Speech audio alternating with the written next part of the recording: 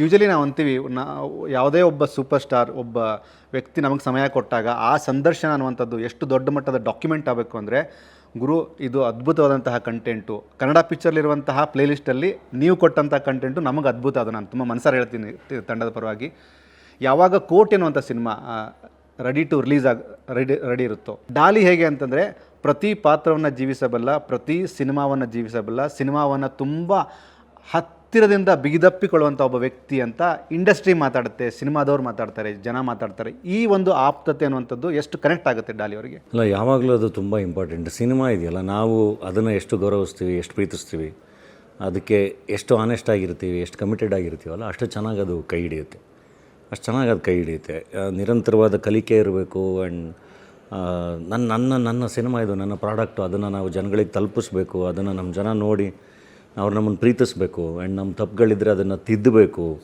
So ಇವೆಲ್ಲವೂ ಇರಬೇಕು ಯಾವಾಗಲೂ. ಆ್ಯಂಡ್ ಯಾವತ್ತೇ ಕಾನ್ಫಿಡೆಂಟಾಗಿ ನಾವೊಂದು ಪ್ರಾಡಕ್ಟ್ನ ಪ್ರಮೋಟ್ ಮಾಡೋಕ್ಕಾಗೋದು ನಾವು ತುಂಬ ಚೆನ್ನಾಗಿ ಕೆಲಸ ಮಾಡಿದ್ದಾಗ ಮಾತ್ರ. ನಾವು ಏನೋ ಮಾಡಿ ಮತ್ತೆ ಒಂದು ಆಡಿಯನ್ಸ್ ಮುಂದೆ ಕೂತ್ಕೊಂಡು ಬನ್ನಿ ಅಂತ ಕರೆದ್ರೆ ಅದು ನೆಕ್ಸ್ಟು ಮತ್ತೆ ಎಫೆಕ್ಟ್ ಆಗುತ್ತೆ. ಮುಂದಿನ ಸಿನಿಮಾಗಳಲ್ಲಿ ಮತ್ತೆ ಅವರು ನಮ್ಮನ್ನು ನಂಬೋದು ಕಷ್ಟ ಆಗುತ್ತೆ.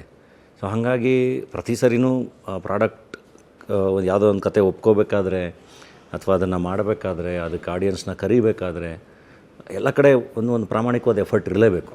ಅದಾದಮೇಲೆ ಸಿನಿಮಾದ ಸೋಲು ಗೆಲುವು ಅದು ಸೆಕೆಂಡ್ರಿ. ನಾನು ಹೇಳ್ತಿರೋದು, ಸಿನಿಮಾಗಳು ಕೆಲವೊಂದು ಸೋತರೂ ಕೂಡ ಅಲ್ಲಿ ಒಂದು ಆನೆಸ್ಟ್ ಎಫರ್ಟ್ ಕಂಡಾಗ ಆಡಿಯನ್ಸ್ಗೆ ಒಂದು ಗೌರವ ಹಾಗೆ ಇದ್ದೇ ಇರುತ್ತೆ. ಇಲ್ಲಪ್ಪ, ಏನೋ ಒಂದು ಪ್ರಯತ್ನ ಮಾಡಿದ್ದಾರೆ, ಬಟ್ ಅದು ಬೇರೆ ಬೇರೆ ಕಾರಣಗಳಿಗೆ ಇಷ್ಟ ಆಗಿಲ್ಲ ಅನ್ನೋ ಒಂದು ಫ್ಯಾಕ್ಟ್ರ್ ಖಂಡಿತ ಅವ್ರಿಗೂ ಅದು ಗೊತ್ತಿರುತ್ತೆ. ಸೊ ಆ ಎಫರ್ಟ್ ತುಂಬ ಇಂಪಾರ್ಟೆಂಟು. ಸಿನಿಮಾನ ಪ್ರೀತಿಸೋದು ತುಂಬ ಇಂಪಾರ್ಟೆಂಟ್. ಸೊ ನಾವು ಅದನ್ನು ಅಷ್ಟು ಪ್ರೀತಿಸಿ ಅಷ್ಟು ಅದಕ್ಕೋಸ್ಕರ ಕೆಲಸ ಮಾಡಿದಾಗಲೇ ಪ್ರೇಕ್ಷಕನೂ ಅದನ್ನು ಸೀರಿಯಸ್ ಆಗಿ ತೊಗೊಳ್ಳೋದು. ಜೊತೆಗೆ ನಾವು ತುಂಬ ಕಡೆ ಮಾತಾಡ್ತೀವಿ, ಕೋರ್ಟ್ ಎನ್ನುವಂಥ ಸಿನಿಮಾ ಡಾಲಿ ಅವ್ರದ್ದು ಬರ್ತಾ ಇದೆ, ಪರಮ್ ಅವ್ರು ಆ್ಯಕ್ಷನ್ ಕಟ್ ಹೇಳ್ತಾರೆ, ಜಿಯೋ ಸ್ಟುಡಿಯೋಸ್ ಪ್ರೆಸೆಂಟೇಷನ್ನು. ತುಂಬ ಜನ ನಿಮ್ಮ ಪಾಯಿಂಟ್ ಆಫ್ ವ್ಯೂ ಅಂದರೆ ಪರ್ಸ್ಪೆಕ್ಟಿವ್ ಹೇಗಿದೆ ಅಂತಂದರೆ, ಡಾಲಿ ಮಾಡಿದಂತಹ ಫ್ರಮ್ ಫಸ್ಟ್ ಸಿನಿಮಾ ಡೈರೆಕ್ಟರ್ ಸ್ಪೆಷಲಿಂದ ಇಟ್ಕೊಂಡು ಕೋಟಿ, ಮುಂದೆ ಬರುವಂತಹ ಉತ್ತರಾಖಂಡ ಆಗಿರ್ಬೋದು ಅಥವಾ ಇನ್ನೊಂದು ಅಣ್ಣ ಫ್ರಮ್ ಮೆಕ್ಸಿಕೋ ಇರ್ಬೋದು, ಡಾಲಿ ಮಾಡುವಂತಹ ಪಾತ್ರ ಎಲ್ಲವನ್ನು ಮೀರಿದಂತಹ ಪಾತ್ರನ ಸೆಲೆಕ್ಟ್ ಮಾಡ್ತಾರೆ. ಅದು ಇದು ಅಂತ ಬ್ರ್ಯಾಂಡ್ ಆಗಲ್ಲ, ಇದು ಒಬ್ಬ ಕಲಾವಿದನಿಗೆ ಬೇಕಾದಂಥ ದೊಡ್ಡ ಪೊಟೆನ್ಷಿಯಲ್ ಅಂತ ಜನ ಮಾತಾಡ್ತಾರೆ, ಮತ್ತು ಇಂಡಸ್ಟ್ರಿಯವ್ರು ಕೂಡ ಮಾತಾಡ್ತಾರೆ, ನಿಮ್ಮ ಕಿವಿಗೆ ಬಿದ್ದಿರುತ್ತೆ. ಇದು ಹೇಗೆ ಪ್ಲಸ್ ಆಗುತ್ತೆ ಡಾಲಿ ಅನ್ನೋಂಥ ಒಬ್ಬ ವ್ಯಕ್ತಿಗೆ? ಅಂದರೆ ನನಗೆ ಈಗ ಪ್ರತಿ ಸರಿನೂ ಅದನ್ನೇ ಮಾಡ್ಕೋತಾ ಹೋದರೆ ನನಗೂ ಬೋರ್ ಆಗಿಬಿಡುತ್ತಲ್ವ. ನಾನು ಈಗ ಏನೋ ಒಂದು ಬೇರೆ ಕೆಲಸಗಳನ್ನೆಲ್ಲ ಬಿಟ್ಟು ಸಿನಿಮಾನೇ ಮಾಡಬೇಕು ಅಂತ ಬಂದಿರೋದೇ ಅದೊಂದು ಅನ್ಸರ್ಟಿನಿಟಿ ಏನಿರುತ್ತಲ್ಲ, ನಾಳೆ ಏನು ಗೊತ್ತಿರಲ್ಲ ಅನ್ನೋದೊಂದು ಇರುತ್ತಲ್ಲ, ಅದರದ್ದು ಮಜಾ ಅದೊಂಥರ ಕಿಕ್ ಅದು. ಸೊ ಅದಕ್ಕೋಸ್ಕರನೇ ಎಲ್ಲ ಥರ ರಿಸ್ಕ್ಗಳು ತೊಗೊಳ್ಳೋದು ಪ್ರತಿ ಸರಿ, ಅಥವಾ ಏನೋ ಒಂದು ಹೊಸದು ಮಾಡೋಕ್ಕೆ ಟ್ರೈ ಮಾಡೋದು. ಹಂಗೆ ಮಾಡಲಿಲ್ಲ ಅಂದರೆ ಬೇಗ ಬೋರ್ ಆಗಿಬಿಡುತ್ತೆ. ಮತ್ತು ಮಾಮೂಲಿ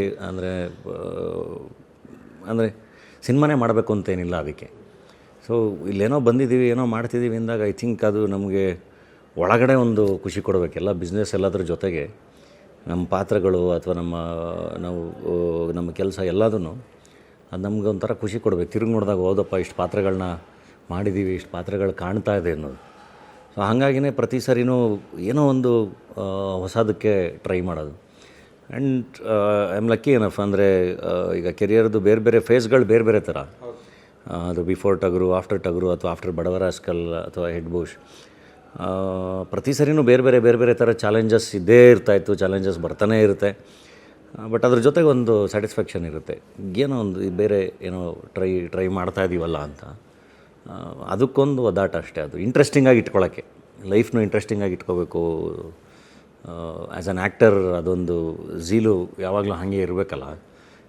ಇಲ್ಲಾಂದರೆ ಸಾಕಪ್ಪ ಅಂತ ಅನಿಸ್ಬಿಟ್ರೆ, ಅಥವಾ ಏನೂ ಮಾಡೋಕ್ಕಿಲ್ವಲ್ಲ ಈ ಸಿನಿಮಾದಲ್ಲಿ, ಪಾತ್ರದಲ್ಲಿ ಅಂತ ಅನಿಸ್ಬಿಟ್ರೆ, ನಿಮಗೆ ಇಡೀ ಒಂದು ಸಿನಿಮಾನ ಒಂದು 100 ದಿನ ಶೂಟ್ ಮಾಡ್ತೀವಿ ಅಂದರೆ ಆ 100 ದಿನ ಆ ಪ್ರೋಸೆಸ್ ನಾವು ಎಂಜಾಯ್ ಮಾಡಬೇಕಲ್ವ, ಖುಷಿಯಾಗಿರಬೇಕು, ಖುಷಿಯಾಗಿ ಆ್ಯಕ್ಟ್ ಮಾಡಬೇಕು. ಪ್ರತಿದಿನ ಸಂಜೆ ಬರ್ತಾ ಇವತ್ತೇನೋ ಚೆನ್ನಾಗಿತ್ತಪ್ಪ, ಒಳ್ಳೆ ಸೀನ್ ಶೂಟ್ ಮಾಡಿದ್ವಿ ಅಂತ ಅನಿಸ್ಬೇಕು. ಇಲ್ಲಾಂದರೆ ಆ 100 ದಿನ ನಮಗೆ ಬೋರ್ ಆಗಿಬಿಟ್ರೆ ಆಟೋಮೆಟಿಕಲಿ ಅದು ಆಡಿಯನ್ಸ್ಗೂ ಹಂಗೆ ಅನ್ಸೋಕ್ಕೆ ಸಾಧ್ಯ. ಸೊ ಹಂಗಾಗಬಾರ್ದು. ಅದಕ್ಕೇ ಒಂಚೂರು ಸ್ವಲ್ಪ ಸ್ಲೋ ಡೌನ್ ಆಗಿ ನಿಧಾನಕ್ಕೆ ನೋಡಿ ಮಾಡಿ ಪ್ರಾಜೆಕ್ಟ್ಗಳನ್ನ ಪಿಕ್ ಮಾಡ್ತಿರೋದು.